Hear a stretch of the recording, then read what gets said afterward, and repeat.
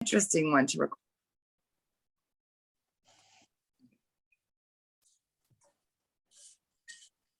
All right, guys, welcome to Coffee Club. Grab your favorite coffee, tea, or beverage of choice. Today, we're going to be talking about lunar magic. That's going to be the discussion for the club. So I have this book that I am referencing to. It's amazing. I don't know if anybody has it or if you have had it, but this is A Witch's Companion, Volume 1 by Letty Colville and Chris Knowles. And you can get this at the Flickering Cauldron. If you go to the flickeringcauldron.com, they have it there.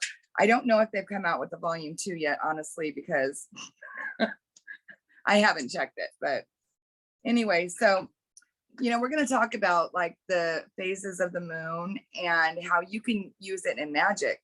And we're going to just discuss that amongst each other and how we do it versus how other people do it. Because I actually do some different things than what the book says. So we're all going to have our own little way of doing things, you know. So we'll start out with the moon phases and what the moon looks like with each phase, so that you'll kind of get an idea, if you don't already know, where that is when the moon is looking like the way it does. Okay. So the new moon is obviously completely dark. You can't see it. Sorry, just 1 second. Where did you say you could find the book? The what cauldron? The Flickering Cauldron, like the flickering candle, flickeringcauldron.com. And okay, thank you. It's all one word. It's the flickeringcauldron.com. Okay. Okay. Thank you. You're welcome. So, yeah, the new moon is just the dark moon where you can't see it in that phase. Waxing crescent is just barely illuminated on the right side. Okay. First quarter, the half of the moon on the right side is illuminated. Waxing gibbous, it's where it's increasing its illumination to the right. Okay.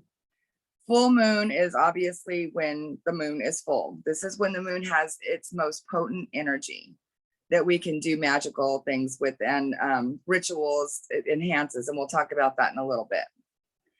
The waning gibbous is when it's illuminated more onto the left side. Okay. The waning gibbous is, I just talked about that. So that's the waning gibbous. Last quarter is when it's just halfway illuminated, but it's to the left instead of the right. And then the waning crescent is when it's just got that little piece illuminated on the left side. Okay. So we're not going to talk about astrology. We do have wonderful Professor Micah who does all the astrology. So we're just going to talk about the witchy stuff, the fun stuff with it. Okay. Not that astrology is not fun, but I'm pretty sure Hannah left.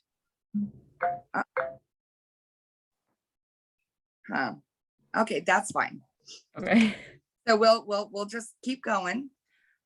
So basically the moon, it's obviously an immense and powerful source of magic for us. Okay. Many witches use it when manifesting their spells and their rituals, and it increases the strength of them because of the power of the moon.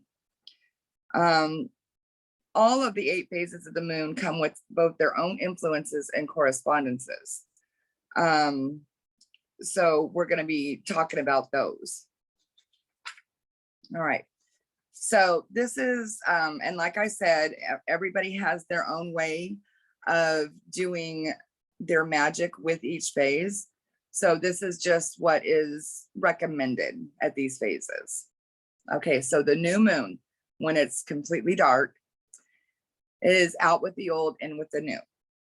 Okay. So the energy of the new moon is associated with rejuvenation and new beginnings, new ventures, and it's an opportunity for a completely new start. Okay. So this is a time when you should be focusing on your intentions for the forthcoming lunar cycle.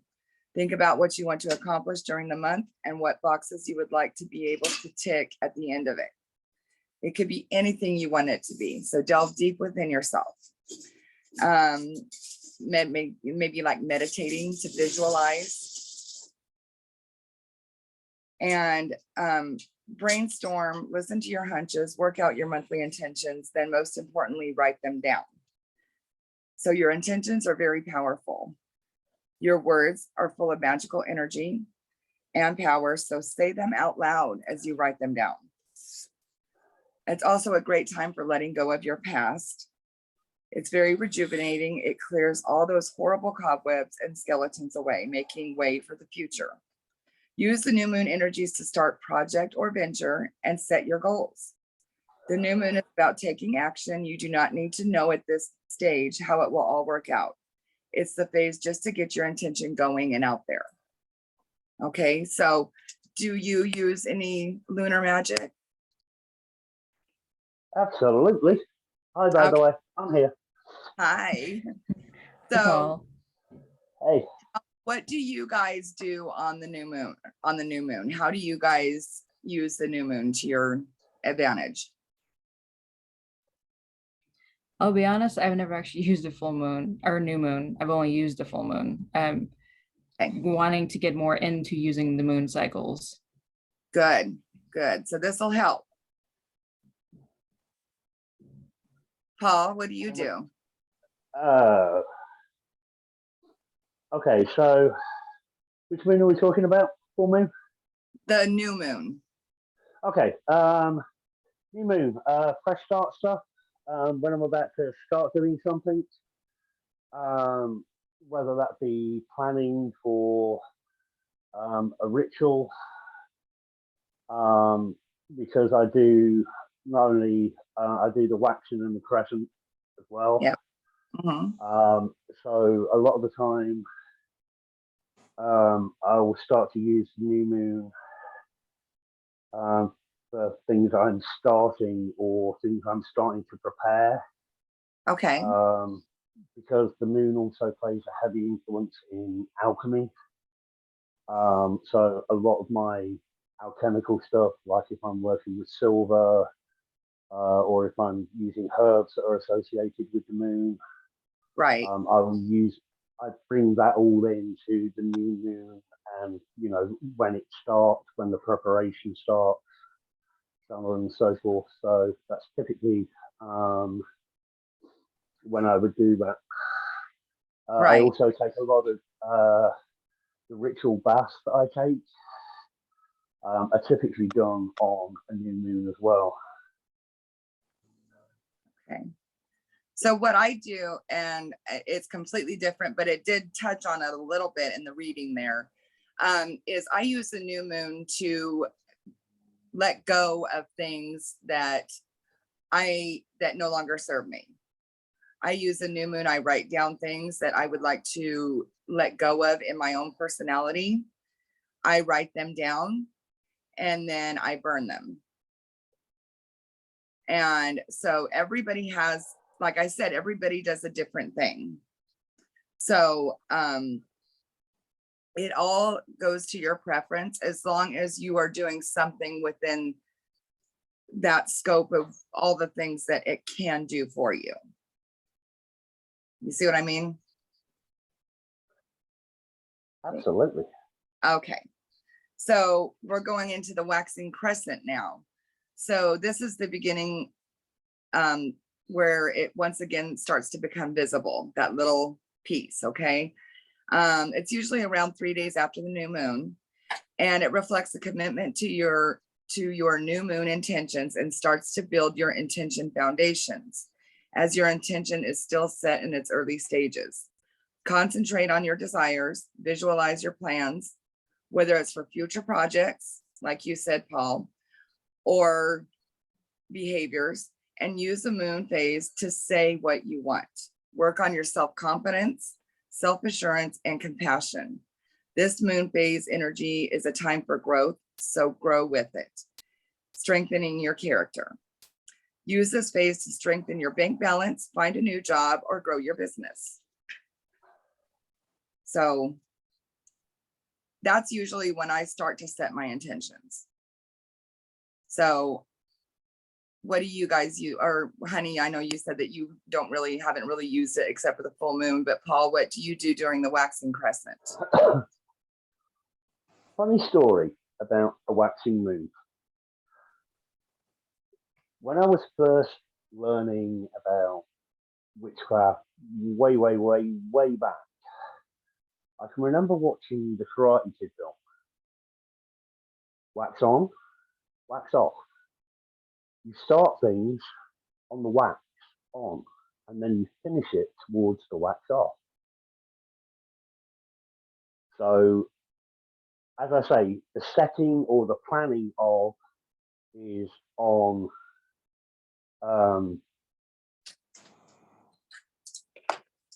the planning of it is on the new moon. The putting the work into process actually happens on the waxing moon.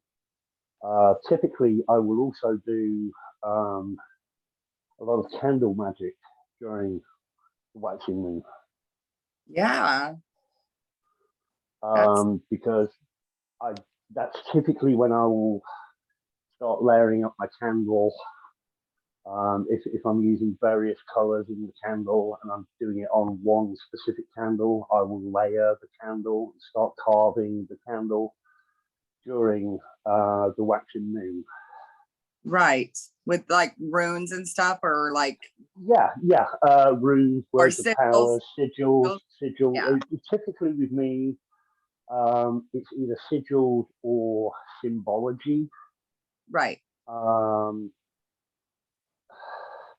Like a phoenix, for instance. Again, I keep on having to go back to alchemy because that's where a huge part of my practice is. Right. And Egyptian magic, Egyptian high magic is also a large part of my practice. So right. Again, we not only use the moons, we use the stars as well. And that's where the astrology side comes into it. Not that it doesn't during alchemy, but I will use it for if I'm doing candle magic, for instance. I'll have already, because each moon phase typically lasts 3 days. Right. What I will typically be doing is noting which colors I'm going to be using, whether I'm going to be doing one candle or multiple candles, and having everything set for that last day of the new, so I can start my actual ritual work itself on the waxing. Right. Okay, so the first quarter moon is roughly 7 days after the new moon, so a week after. And this is where the momentum and energy that you gathered during the waxing crescent is beginning to manifest into action. All right, getting ready to embrace the full power of the full moon. It's a time for challenges, so watch out. Watch out for any stumbling blocks, as well as the intentions planted by the new moon may come across as obstacles. It will need your full focus, as all obstacles should, to be met head on, to keep your intentions strong and true. The first quarter phase is wonderful energy for bringing things to you. So it's a good time for spells and for success, money, love, good luck, and to call back lost objects. Take a pause and reflect on what you have been working on over the lunar cycle and celebrate your achievements. Okay, so Paul, tell us what you do in the first quarter. Typically scrying. I'm a huge fan of various forms of divination. Yes. But typically I will use the first quarter for scrying. Yes. That's pretty much, I mean, I normally go by the 4, not the full. I typically use waxing, crescent, full, and new. I don't go by the quarters typically. Okay. But if I am doing intentional scrying work, like not part of my daily practice, Right. if I'm doing it for something very specific, first quarter every time without fail. Gotcha. Good to know, because I didn't know that. So that's maybe Mhm. when because I'm trying to start working on that too. And Okay. that's very good to know that that's probably the best time to do that. So, What method do you use as far as, are you talking about scrying or divination? well, scrying mostly because I do candle gazing and Right. Okay. Yep. I do the mirror. Okay. But I just for the first time got images in the candle. I have not yet got anything in the mirror. So I'm working on it. Okay. So you're doing the pyromancy with the fire. Yeah. Now, do you typically just use a candle flame, or do you have like a fire in your cauldron or in a vessel that you would typically use? I usually do use a candle, but I do have a fire pit. And it's funny you said that because when I'm using my candle, I'm thinking, oh my gosh, I could get so many more images, I'm sure, if I had a huge fire in front of me. Can I So, make a suggestion to you? yeah. Okay. When you're using a candle, put the candle in a bowl, Okay. okay, and then go to any craft store or anything like that. Use a dark colored bulb, okay. But what you do is you do a gold rim, make a golden rim, Okay. like the metallic sharpies. Yes, I got that exact one. Okay, gold is a color of projection and magnification. So it Oh, may help increase your ability to see from the flame. Because if you're using something round, what that's going to do is it's going to project that energy in all directions. So it got may help you not only see from the flame, but if you concentrate on the flame and it goes in and out of focus, you may see things when you're going out of focus right. in peripheral that you don't see directly from the flame. Yes. Yes, good to know. I've started realizing that I'm focusing softly gazing on the candle, but I Mm-hmm. might not necessarily see the image right in the flame. It might come out on the side. So that's Yeah, good to know. yeah. I mean, I know it sounds silly, but when I'm using a candle to scribe, I've got a blue bowl. I've actually got a specific blue bowl that I use for both water and fire scrying. Okay. But if I'm using a candle, what I'll do is I'll get a tea light. Yes. And what I'll normally do is I've got a chunk of quartz that I put underneath the tea light, and then I settle the tea light. So about midway on the flame, the gold ring appears. And it just helps when I'm visual, when I'm concentrating and doing that visualization work. Yes. And a lot of the times, using a candle, I'll get more from the peripheral vision than I will from the actual flame itself. Okay. Duly noted. I love that. I'm gonna definitely use that advice. Thank you.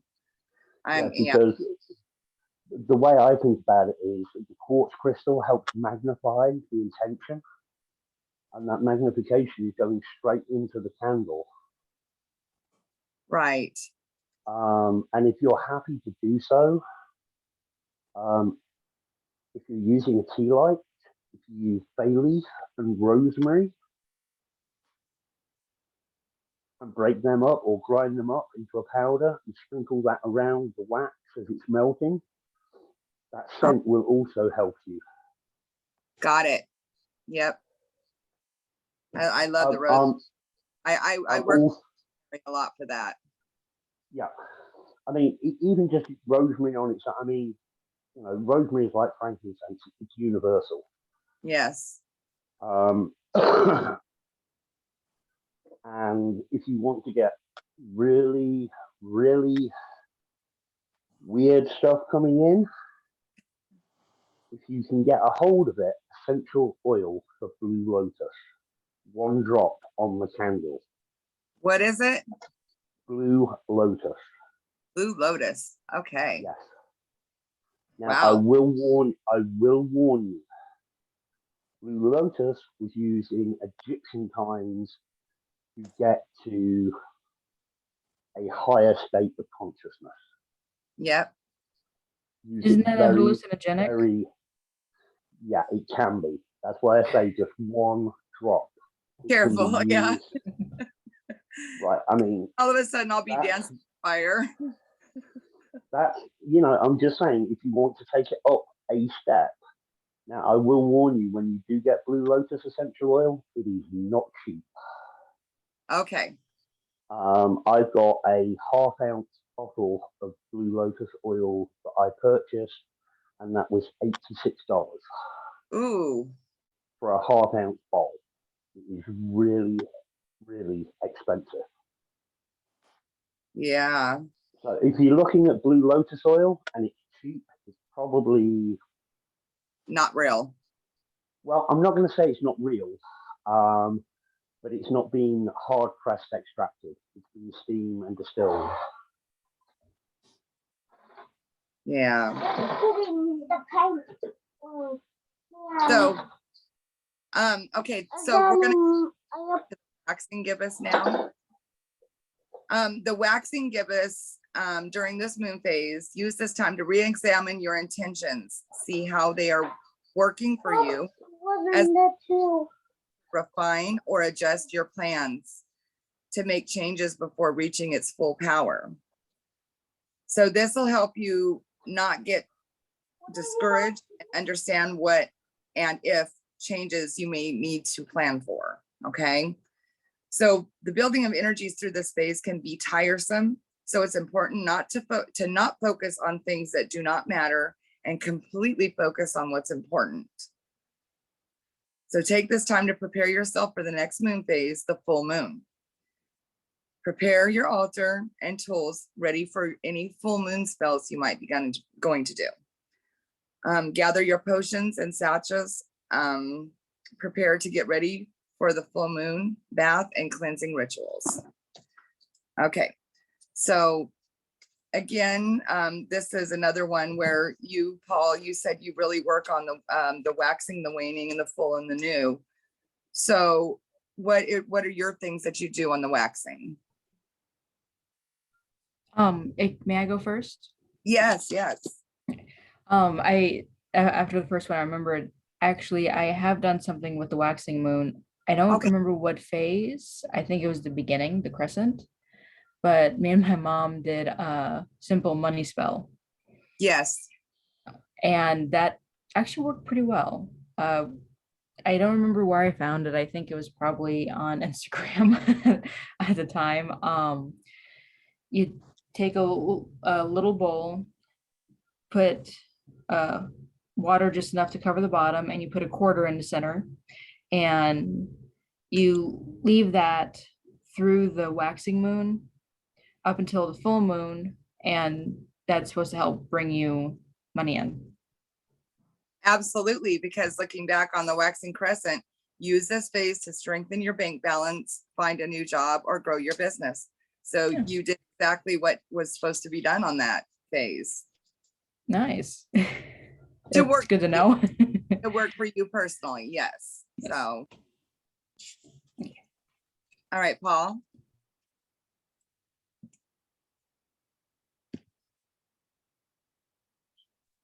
Sorry, my grandson came in, so I have to mute. Oh, otherwise you'd have heard him. I heard. Yeah, you did. Going back to your money spell with the quarter in the water, that's a great thing because you're using the element of water, using lunar energy, because of the quarter. You're using the quarter to represent the phase of the moon. Silver is the metal of the moon. And by your voice, you sound female. And obviously, you've got the representation of Lunar as in the female goddess. Mhm.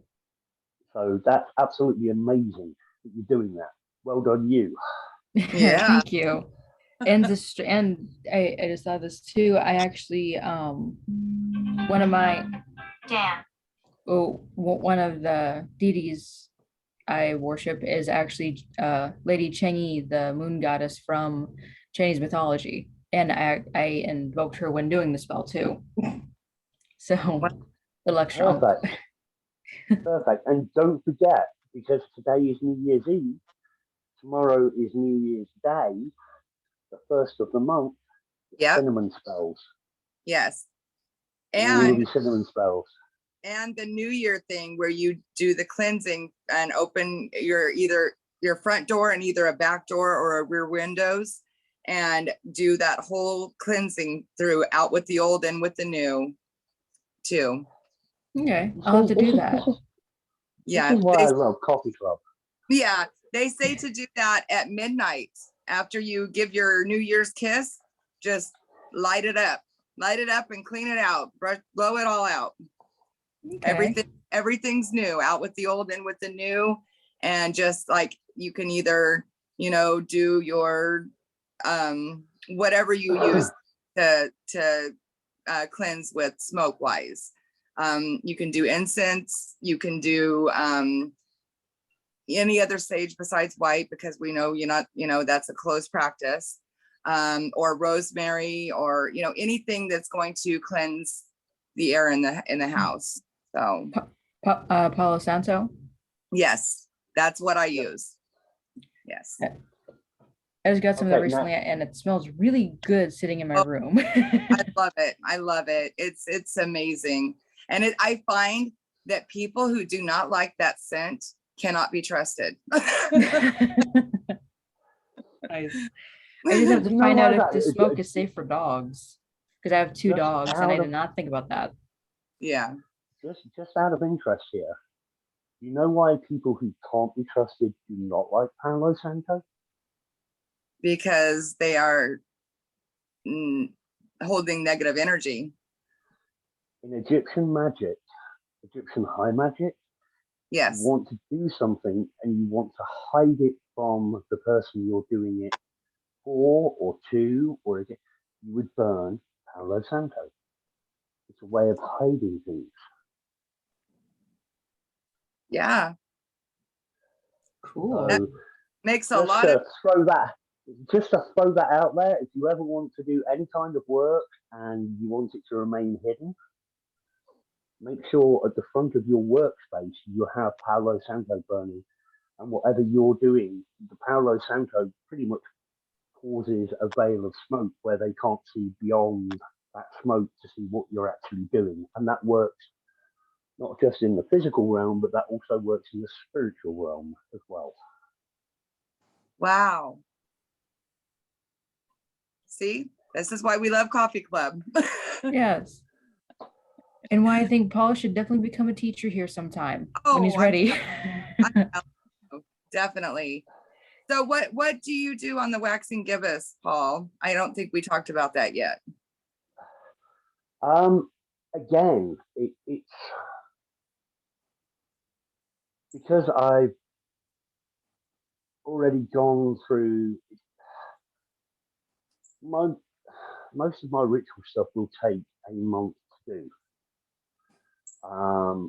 So again, I'm going through. I use a 3-day calendar, so to line me up planet-wise, but I also use like planetary hours on each day and the ruler of the day and all that 12 houses of influence, and I bring the astrology into it and everything. But typically, it's just a continuation of the work that I'm doing. Good. Yep. Perfect. That's what it says it's for. But we're talking about you saying about New Year, when you're supposed to do the cleanse on New Year. I can't show you it because it's in a ritual vessel that I have. But at the start of the new year, we always put rock salt into a vessel, and it's kept above my door. Okay. New Year's Day, that gets emptied, and we have a ritual to refill it. So the negativity of the year that's passed through the door and been caught by the salt is tossed away. Okay, what do you do with the salt that you empty? Typically, we will use it to put out a fire. Oh. We add water to it, so the water dissolve. The hot water will dissolve the salt, and then we Yes. use it to extinguish a flame. That's interesting. Because then you can relight said flame, and things begin anew. So you've got rid of the old, and you're bringing in the new. You're raising the phoenix. Something new is coming from the ashes of the old.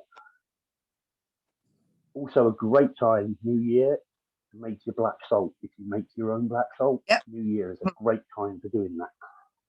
Yep, I use my ashes from my incense is what I use with the salt. And then I think there was something that was said about that. Make sure everybody that you want inside your house is inside your house, and then put the black salt at the doorway so that negativity cannot enter the house. So, but it's kind of weird. I get afraid to do that because my family lives everywhere and I don't want to block them from, you know what I mean? I don't know if that works that way too. I don't think it would, you know, so. I use black salt as one of my wards on my house. It's actually at the bottom of every path that comes into my house. There was at one time a black salt line that goes down, but it also has cayenne pepper, black pepper, white pepper, and chili seeds in it that banishes negative energy coming in. It doesn't stop people from, physically wanting to come and visit. Yes. But just to try to get that negative energy as they enter my threshold. Yes. Negative energy is starting to work its way out of them. And then, as I say, when you come into the house, be it through the front door or the back door, you've got the salt, you've got the tourmaline. Nice. You've got the bosom above the door. Yep. It's a magical place. Yes. And it probably feels really wonderful once you've done all that. It just feels like a literal new year, like everything is new inside your home. And the cinnamon outside, blowing the cinnamon out your front door on the 1st of every month. Yes, that's blow it inside your house. Blow it into the house. Cinnamon powder in your palm. Typically on your, depending on which hand dominant you are, or whether you go via receiving and your projecting and receiving hand. Yeah. You put it in your projecting hand, and then you blow it across the threshold into your house. So you would typically do that after you've done your cleanse to bring in prosperity for that month. Yes. Okay. Oh my God. Yeah, I've never done it yet. I was going to start on the new year. But I'm telling you, the first day of every month. I would have totally done it wrong. Yeah. Thank you. Because what you're doing is you're taking the influences of the outside world and bringing it into your home. So you're bringing prosperity. Now, be that spiritual prosperity, intent is everything. Right.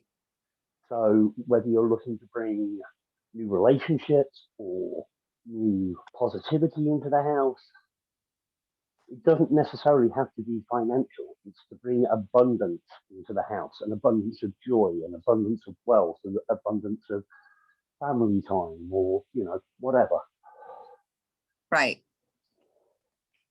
Awesome. All right, now we get to the exciting one, the full moon. So, when the moon and the sun are on opposite sides of the earth, it heightens our emotions, which can be quite negative to create tension. Okay. People are often angry for no reason at this time, often state it's because of the full moon. And it has long been recognized that emergency services around the globe will often report more extreme behavior on or around the full moon. So the term lunacy does not surprise us. And I can tell you, as being a nurse for 22 years, it is true.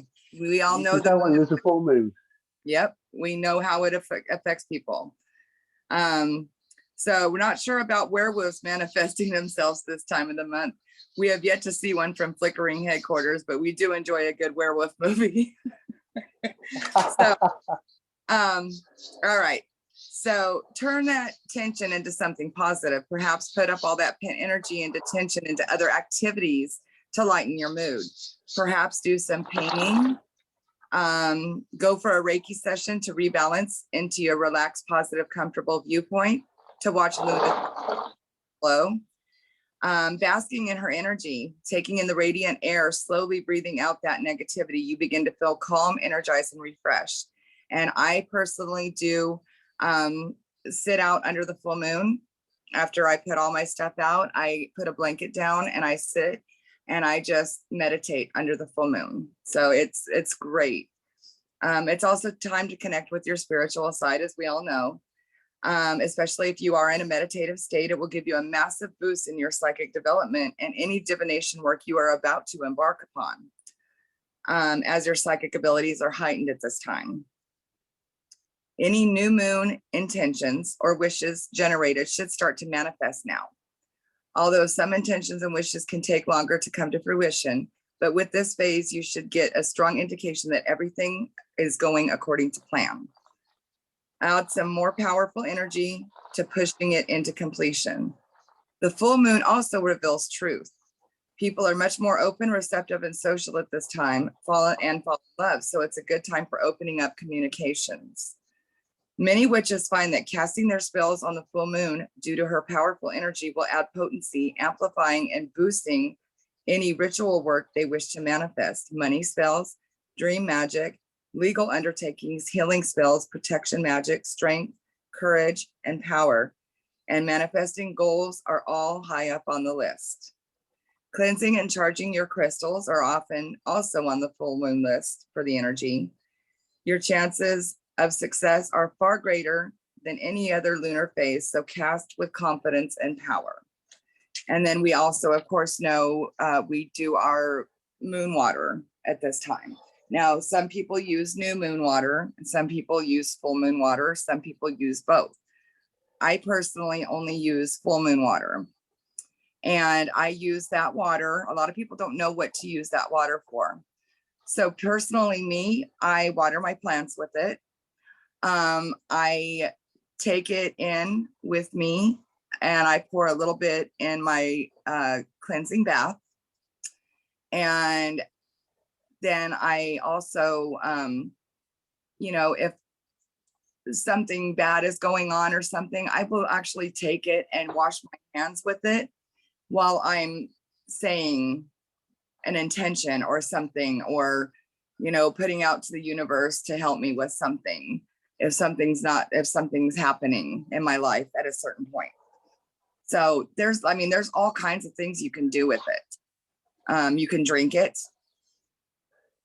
and it gives you Sorry, that. I've got a cat near me that's having a sneezing fit. It's okay.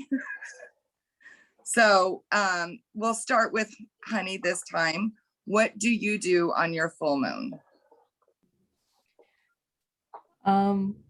Normally I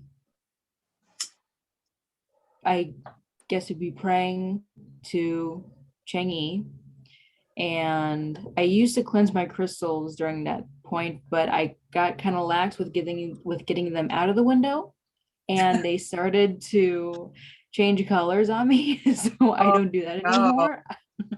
Yeah. Yeah, my one it was like a pink crystal necklace. I thought it was rose quartz. Well, it has since turned white, which I like it a little bit better now. Not because it's white, but because I can feel its energy a bit more. So I Yeah. feel like that was a good thing. Right. Right. But I just use selenite for that now, for cleansing crystals. But as much as a full moon, all I pretty well do is just thank Chengi for being my patron. Yep. And that's about it. Right. Paul, this is gonna be exciting. Okay, I have to be really careful what I say here. Okay, Okay. and let me explain why. Some of the workings I do were passed down to me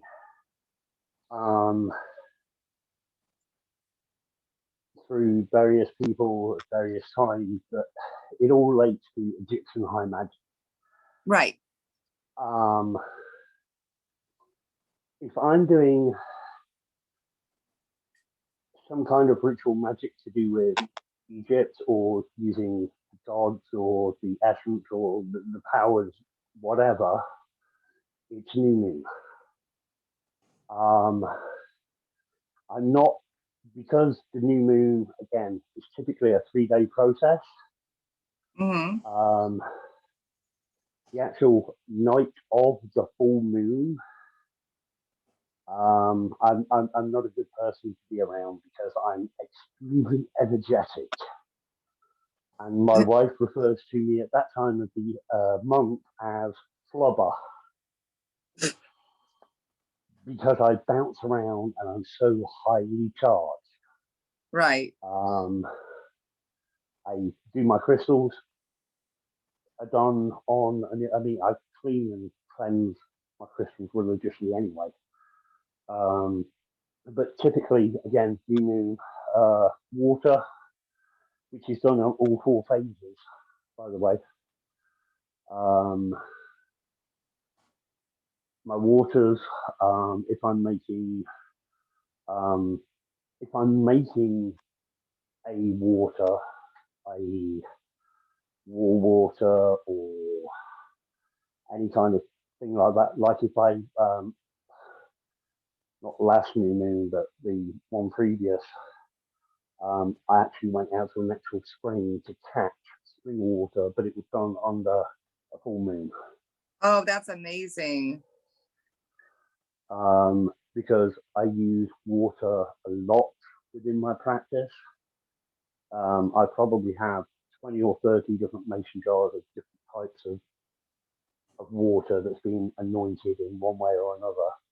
Yeah, I remember you saying that before. I recall you saying you had a lot, and I'm like, wow, he has a lot of water. Yeah, I can't remember. Have I posted my water? I've got a paper I did on waters. I'll have to post that up in the group. Yeah, do that. I think there's like 12 or 15 different waters that I use on a regular basis that I've got how you source them, how you do it ethically, what offerings you leave in the place, so on and so forth. Right. Yeah, I'll have to dig that out. Yeah, that would be very interesting. I'd like to see that. Okay. Yeah, I'll post that up in the community page. Yeah. So, well, what yeah, so that's my magic time. That's when everything goes kaboom. Is that where you light all your candles that you've done your sigils on and all that stuff? Absolutely. Yep. All right. And you already set your intentions to each candle when you were beginning with that wax, right? Or when I've either dressed the candle, started to do my carving, so on and so forth. Right. As I say, I don't typically use that. I typically use full waxing new, crescent, or whichever order it goes in. Yeah. Yeah. But that's just me that personally. too. I always That's forget just me and my practice personally. You know, do I do things other times of the year? Absolutely. Yeah. But typically, it will be the 4 main phases that I'm doing some kind of magical work. And also, what I do is, if you look at this is kind of taking it to the next level.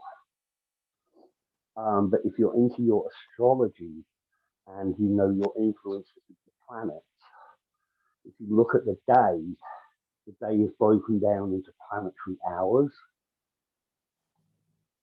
So I will typically be doing work at a specific hour if I'm calling in planetary energy or using planetary magic, so on and so forth, or gate magic, that Yeah. kind of thing. I will This be doing it at a specific hour. This book actually has planetary, let me see, what is the next thing? It's called Planetary correspondences? Planetary Days and Hours. I'm telling you, this book is amazing. Which book is it? Oh, I'm sorry, you didn't hear it.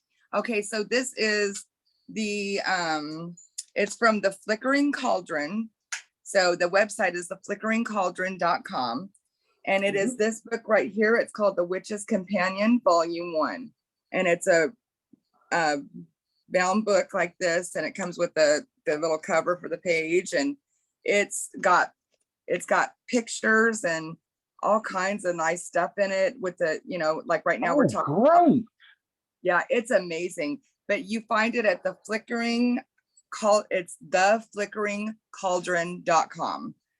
And can you do me a favor? After Coffee Club's ended, can you put the link into the Coffee Club chat? I will.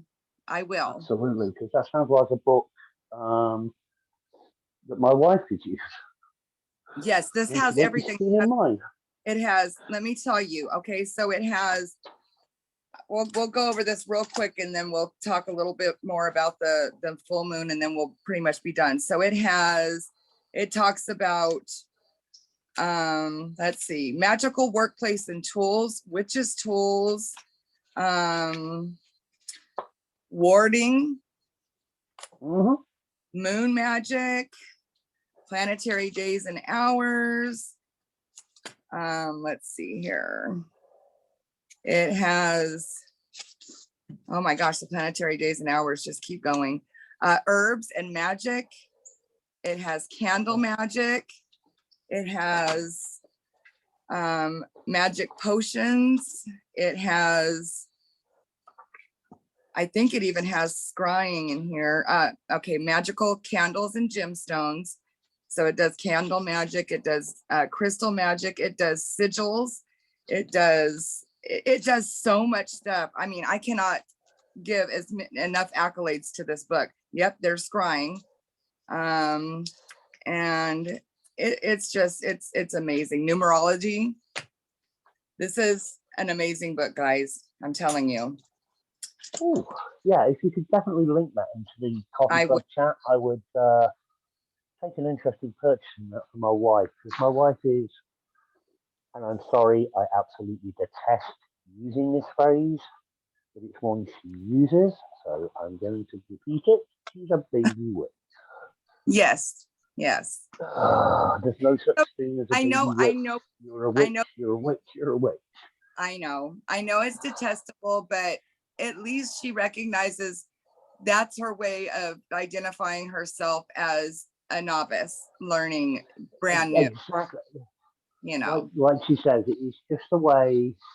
She's like, I know it winds you up, and I don't do it intentionally to wind you up. She's like, but it's a phrase. If you use it, most people know that you're new to the craft.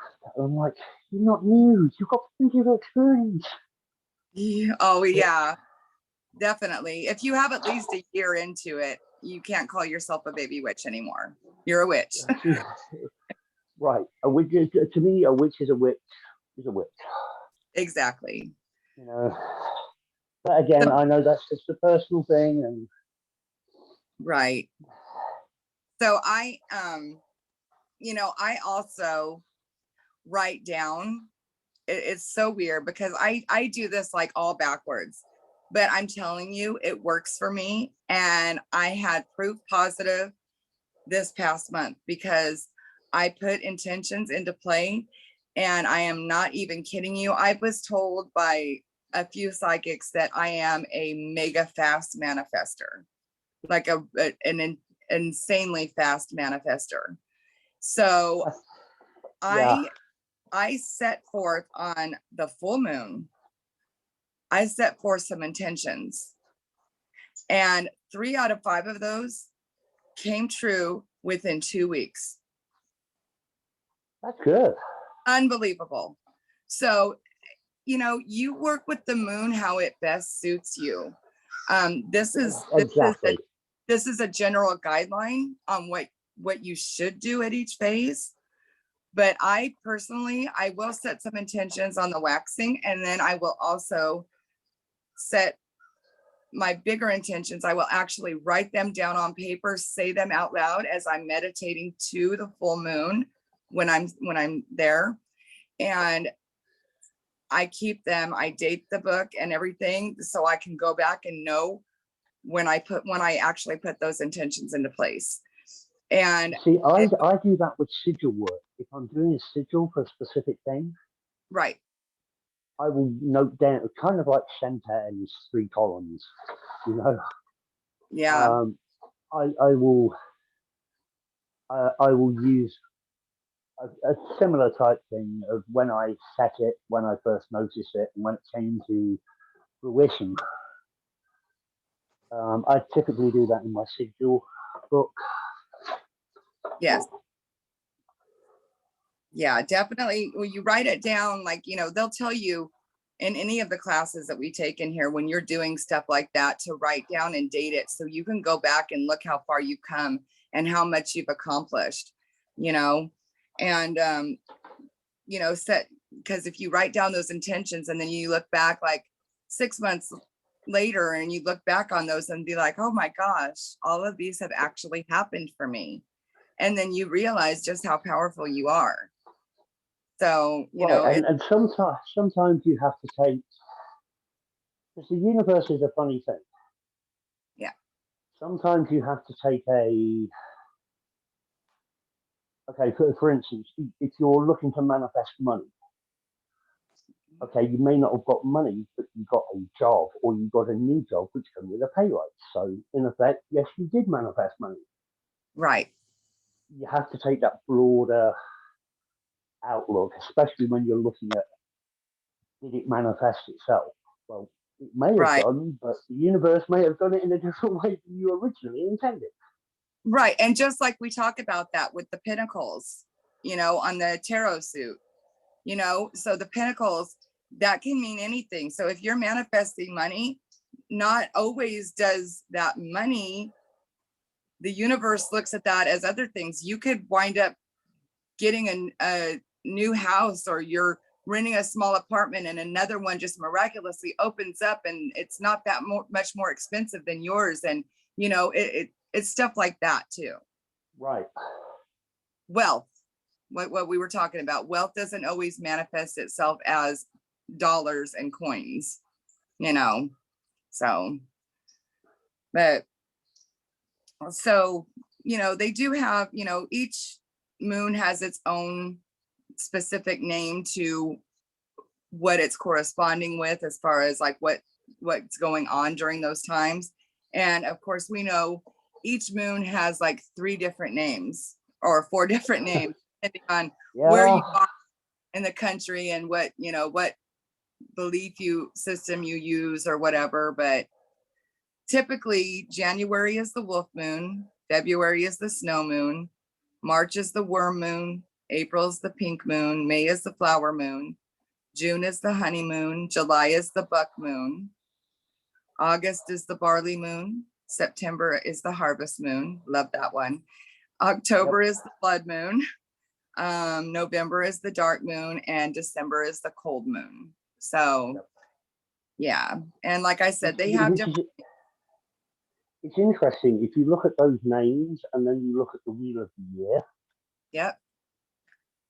It How corresponds. you can see the association. Yes, Like back in July. Well, yeah. Hey, guess what happens in spring and comes to fruition in summer? exactly. So, um, so January's wolf moon, it says, all is calm as Mother Nature deeply sleeps. It's a good time to look at developing your own inner strengths and advance your spiritual powers and grow closer to your deities. Work on your magic that relates to both spiritual and physical protection. All right. For February, it's called this due to the snowy weather and conditions that are bestowed during this month. So it's a snow moon. Magical workings for this month should focus on health, education, and dreams, along with your career focusing on your advancement, personal development, and achievements. Do not let past mistakes carry forward into the spring. Move on from them and set yourself new goals to achieve. So it's also a good time for divination, as well as advancing your psychic studies. It's a strong month for astral travel and meditation.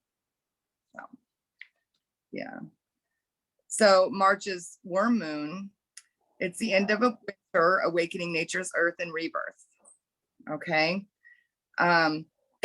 Excuse me. Earthworms start to appear, popping up through the soil, hence the worm moon.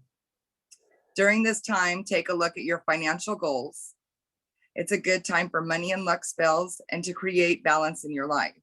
The full moon in March also influences preparation, planning, and time-intensive rituals, along with detoxifying your body and healing magic. So it's really cool how these all have different correspondences and stuff. April, one reason for the name the pink moon is that it's also the color of Venus, which governs Taurus. All right, so this is when the flowers are blooming and the plants have started growing. It's a great time for candle magic during the pink moon.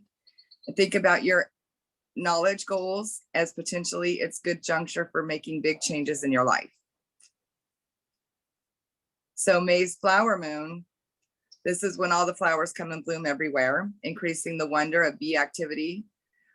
Spring gets going properly, nature at its best. All right, this also marks the earth becoming fertile again and a time for planting rites. It's also a time for communication with other beings and recommitting yourself to the earth and gods. The flower moon is also a time for productivity and creativity. The magical energy is intense and exceptional, even for novices at the craft. Baby witches. Oh, Use this magical energy for fertility spells and everything you want to create. So spring, bringing in the new fertility spells, that makes perfect sense. So then we have June, the honeymoon. Flower moon is about your, why does this say, okay, hang on, let me turn the page because it says flower moon. And I'm like, we just talked about the flower moon. We're on the honeymoon now. Oh, okay. So honey, it's a good time about your visions and dreams, good time to create art or start a dream journal. That's good. A great time to explore the woods and forests around you, gathering up all the summer energy of the trees that they're able to share. I am a tree hugger. I am a self-proclaimed tree hugger. So July's buck moon. So this is when summer grows in peaks. All right. Take the time in July moon to relax and recharge your batteries. Find time for yourself to meditate, take yourself to the woods and explore and gather energy. Long walks on the seashore, breathing in the wonderful sea salt air while continuing to explore your inner self. Okay. August barley moon. So this is also known as the corn moon, the green corn moon, the grain moon, all references to celebration and regeneration of the earth, that started at Lammas. Okay. Also, another tidbit on this is the Native American tribes thrived around the Great Lakes area called the full moon of August, the full sturgeon moon. This was because during this phase, the sturgeon were abundant in the Great Lakes, therefore very much easier to catch. Take advantage of the barley moon's fiery energy. It's a good time to focus on your ritual and spell work, but don't forget to simply just enjoy this wonderful time of year. Take a little time out to focus on your physical and spiritual health. September's harvest moon. So it's a time for giving thanks and enjoying the abundance in our lives, a time for finding balance and settling down into a slower rhythm. Look at your goals surrounding your home and those within it. Get yourself prepared for the winter and set up your kitchen altar ready for herbal and food magic. October. Trees are shedding all their leaves and fields are empty after being harvested. The full moon in October is about giving thanks to which has passed, the crops, animals, trees that have helped sustain us. It's a time for getting together, telling old family stories over family meal, honoring your ancestors, and learning from those who have passed. It's a good time for scrying and dream work, and to think about your goals that involve spiritual advancement. So this is also, the time when we have Samhain, and Mabon is back in September. So those are like really good, where we're starting to get the veil is thinning. So you're more able to communicate with your ancestors and those who have passed on. So November's dark moon. The animals all over the land are preparing for winter ahead. The frost starts to settle in places and snow starts falling as the cold starts to set in. For this full moon, focus on your health with healing and protection magic, completely letting go of the past. Also a good time for banishing spells and to enhance your sixth sense with divination and spiritual work. One more. December's cold moon. This is when the cold is at its height and the nights are at their longest and darkest. For this month's full moon, take a look back and evaluate whether you want to be and create yourself new goals for the next 12 months, as it is a great time for transformation. Banish unwanted negativity, bad habits, and bring in happiness by sharing with others. It is also a great time for gemstone magic and meditation.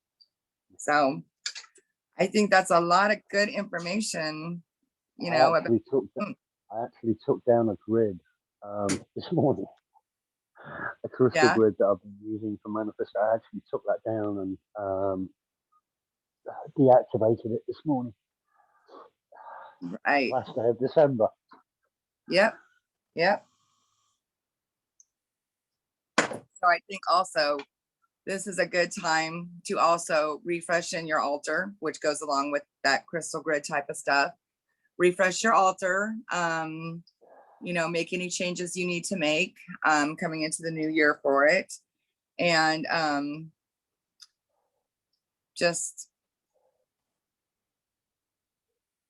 get everything in order. Yeah. There's one more thing I just want to go over real quick, and that's in case some of you don't know how to make moon water. Okay, but I think we all do, but this is just another little thing, and this is a recording, so I'm going to read it so that other people will know. So how to make moon water. Okay, so what you can do with moon water, don't underestimate the many uses of your fully charged moon water. It can be used in many ways. Okay. You can drink it. You can also use it to heal wounds. Like kids get scrapes or whatever, or you get, some kind of wound. You can also put the moon water on wounds, and it helps heal them faster. Of course, you want to put your intentions every time you use your moon water on something. Even if you drink it, you want to have intentions while you're using your moon water, what you want it to do. Okay. You can enhance the power of your altar and any tools used in your magic by cleansing them with your moon water. And of course, washing your hands will increase your personal energy, which is what I was talking about earlier, how I wash my hands when I feel like things are just kind of crumbling or anything like that, giving me more that power back with my hands to use my hands for good. Okay. Add a little to your bath water or sprinkle it on your third eye before meditating. You can just take a little bit of it and I usually just do like a little half moon, like a little crescent moon shape when I anoint with the moon water. You can, so this is how Flickering Cauldron, which is the book maker, makes theirs, okay? They obtain clear glass bottles with cork stoppers, okay? You can use anything. You can use a mason jar. You can use an old milk jug that you've cleaned out and sterilized. Whatever works for you. You don't have to go buy anything new, okay? Then depending on what you're using your moon water for, you can harvest it from the rain or from a local spring, just like Paul was saying. You can also use tap water and flush tap water through a water purifier if you have one, or certain crystals. You can actually put crystals in a strainer and pour the water over it, and the certain crystals will help to cleanse the water too. You want to be very careful though. Any crystals ending with ite, like ITE, a lot of them cannot have water on them. So your selenite probably shouldn't. Selenite will disintegrate if you put water on it. It will turn to mush. Yes. So that's why we want to be very careful when I say this. I don't want you just putting anything in there. Clear quartz will work amazing. Rose quartz, whatever, just pour your water over it with intentions. I'm purifying this water, cleaning this water of any negative energy, whatever, and pour it through if you use tap water before you put it out, okay?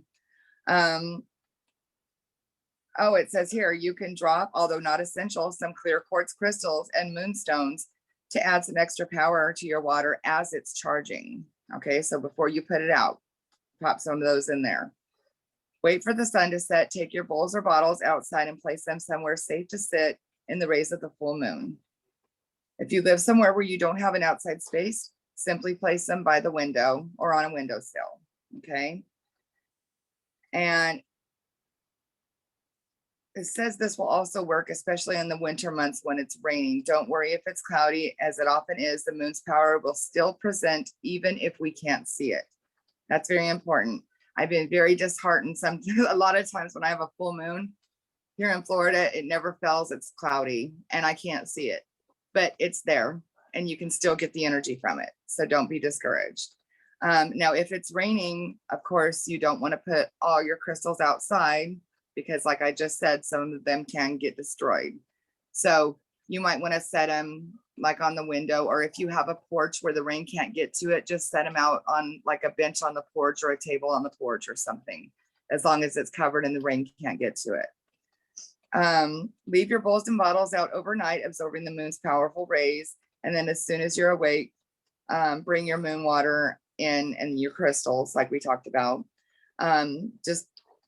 Just before you start the process again on the following full moon, take whatever remains of the month before and use it as an offering for any plants or trees that you may have in your garden or nearby. So pretty much everything I said I use it for is written here in the book. Yep. And also, gosh, I was going to say something else. Came to me. Can I just say something while you're thinking about that? Absolutely, yes.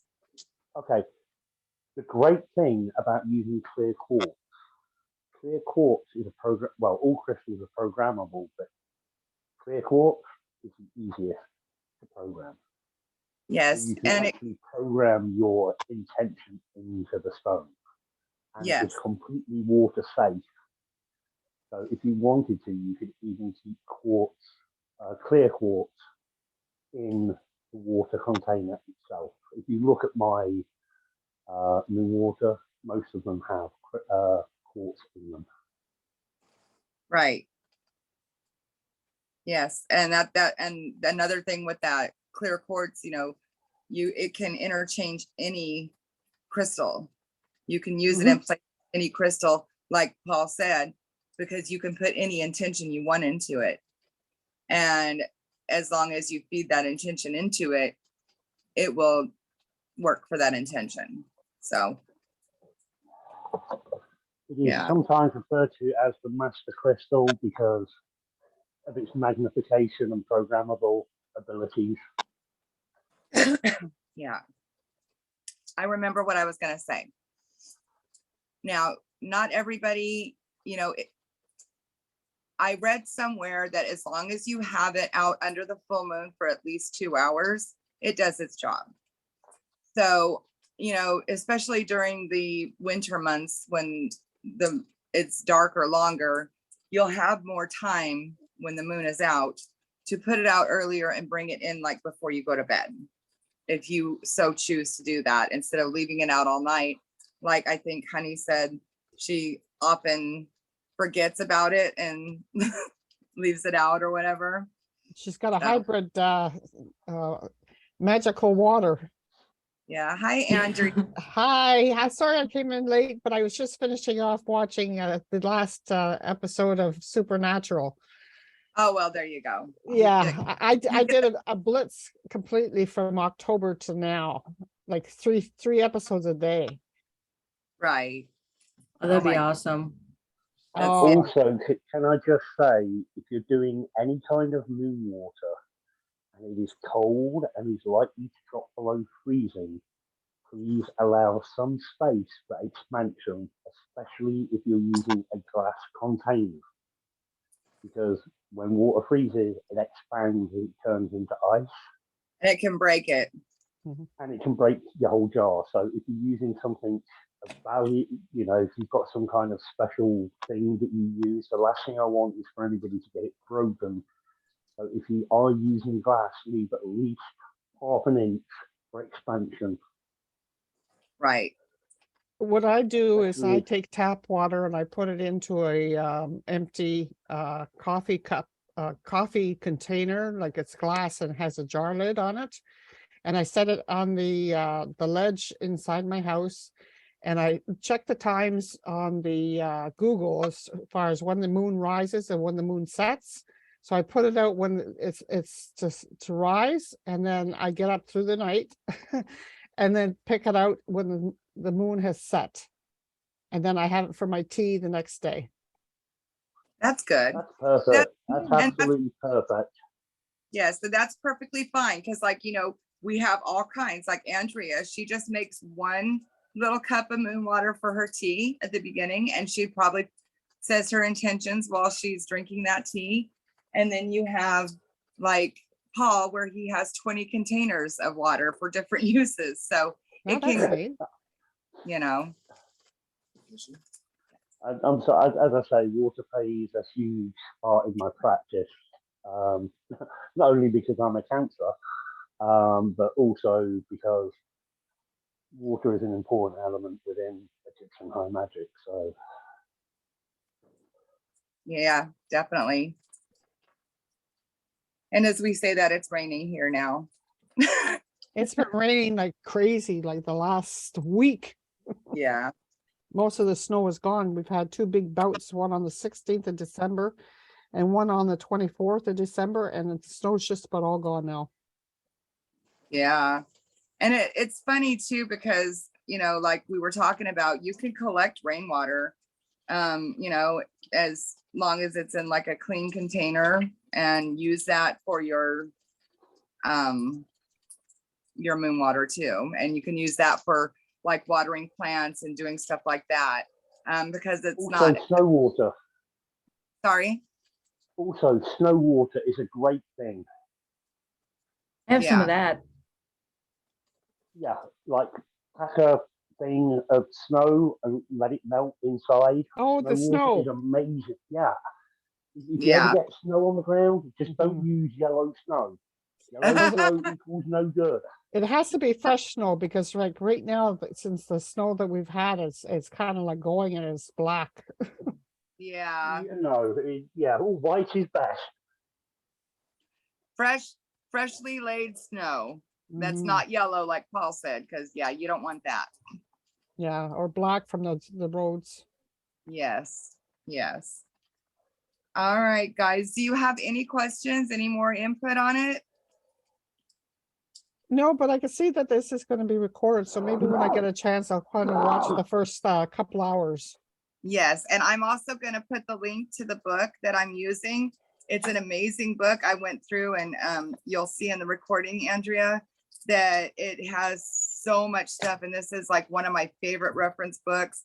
It's called A Witch's Companion. Oh, yes.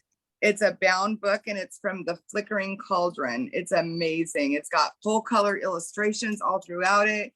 And it's very easy reading and very informative. And it has like pretty much from A to Z on witch stuff. And it's amazing. So I'm going to put that link in the coffee club when we close out here. Oh, thank you very much.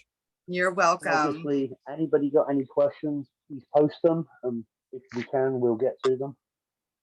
Absolutely. If we Can I don't have an join? answer, there's probably somebody here that does. Yeah. I'm thinking mainly Alex. Yeah. Honey, any more input or anything? Yeah, I was just gonna ask, can I join the coffee club chat? Yes. I'm not. Absolutely. I got to figure out how to get you in here. I can do that if you want. Paul, I would love that. Thank you, because I never did that. Amy used to do that. So I'm not the technological inclined one, but I do have lots of fun information I can share. So Yeah, you do a great job of it, Becca. thank you Yes. so much. Thank you guys. Yeah, Paul, if you add Honey, please, that way she'll be able to see the link too. Yep, no problem. I'll get her in there. All right. Thank you guys. And what else? Sorry. I was just gonna say, Paul, I should probably DM you so you know my name, because on Facebook I go by Hani Aburame. Oh, okay. Yeah. Yeah, so Okay. the weird chick sharing all this stuff that I find off Facebook, that's me. Oh, I love all of it. Okay.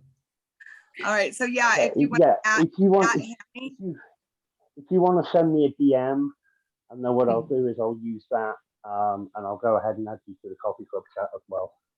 perfect. Okay. Thank you. All right, guys. Okay, take fun. care. All right. Have a Bye. New Year, everyone. Happy New Year. Bye. Happy New New Year, Year. all. Bye.